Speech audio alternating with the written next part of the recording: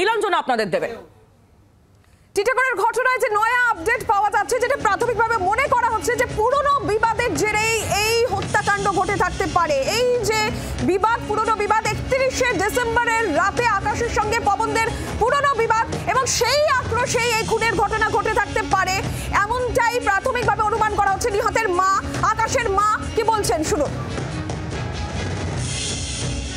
আমার ছেলে এসেছে ওইখানে, এক ঝুন্ড করে এসেছে বাইক দিয়ে এসে, আমার ছেলে সব ঝগড়া লড়াই করেছে, করে নিজেই মদ খেয়েছিল, সব সরিয়ে দিল, চলে গেল। তারপরে আমার ছেলেকে এসে চাকু দিয়ে এই মা দিল, ওরা টার্গেট করে রেখেছিল। এই দেখো আমার ছেলেকে রক্ত আছে। আমরা জানবো বিষয় আরো বিস্তারিত ভাবে। বিক্রম দাস আমাদের প্রতিনিধি সরাসরি রয়েছেন। বিক্রম, টিটাগড়ের ক্ষেত্রে অনুমান করা হচ্ছে যে পুরনো বিবাদের জন্য এই ঘটনা ঘটে থাকতে পারে। ব্যারাকপুর শিল্পাঞ্চলে বারবার একের পর এক এই ধরনের ঘটনা ঘটে চলেছে। পুলিশের কি বক্তব্য, ব্যারাকপুর কমিশনারেটের কি বক্তব্য?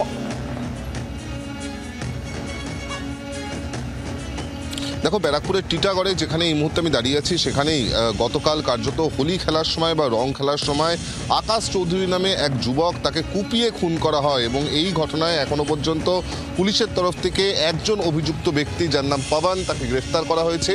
এবং বাকি দুজন অভিযুক্ত ব্যক্তি যারা ছিলেন, যে দুষ্কৃতীরা ছিল যারা এই খুনের ঘটনার সঙ্গে যুক্ত, তাদের খোঁজ শুরু করা হয়েছে। প্রাথমিকভাবে পুলিশ তদন্ত করতে গিয়ে বা পবনকে জিজ্ঞাসাবাদ করে যেটা জানতে পারছে যে পুরনো বিবাদের জেরেই কার্যত খুন করা হয়েছে এই আকাশ চৌধুরী নামে ব্যক্তিকে। মূলত গত 31শে ডিসেম্বর রাতে মদ্যপ অবস্থায় পবন এবং তার সঙ্গে থাকা অন্যান্য সাথী সঙ্গীদের সঙ্গে বচসা তৈরি হয় এই ব্যক্তির, অর্থাৎ আকাশ চৌধুরীর, এবং তারপর থেকেই সেই রাগ পুষে রাখা ছিল।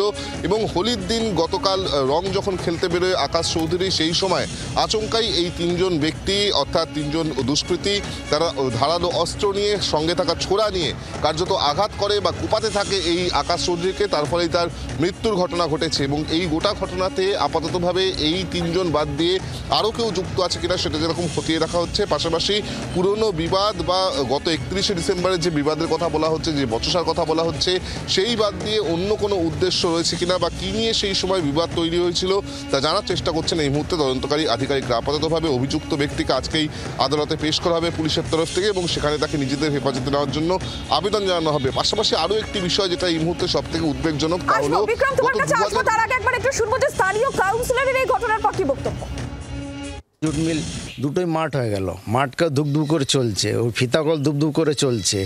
এই নতুন ছেলেপেলেরা কি করবে? শিল্পাঞ্চল না হলে, চাকরি পাকরি না পেলে কি করবে এরা? মানুষ আগে খেতে চায়, রোজগার চায়, আর নেতাদের সঙ্গে থাকে, নেতারা হাত দিয়ে রেখেছে। পুরনো বিবাদের জেরে এই খুন বলে অনুমান করছে পুলিশ। বিক্রম, তুমি আর যেটা জানাচ্ছিলে।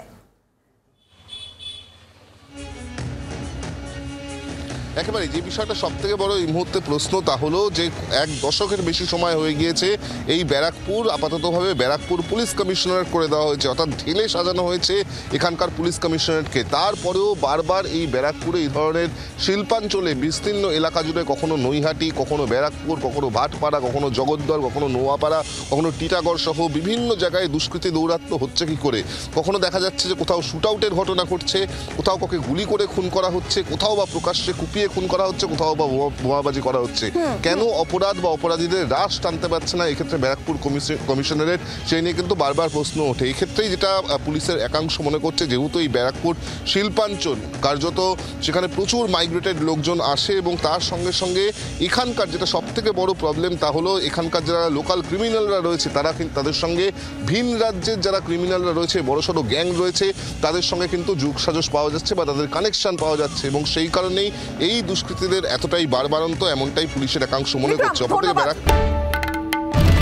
বাংলার আওয়াজ, বাঙালির আবেগ, জি 24 ঘন্টা।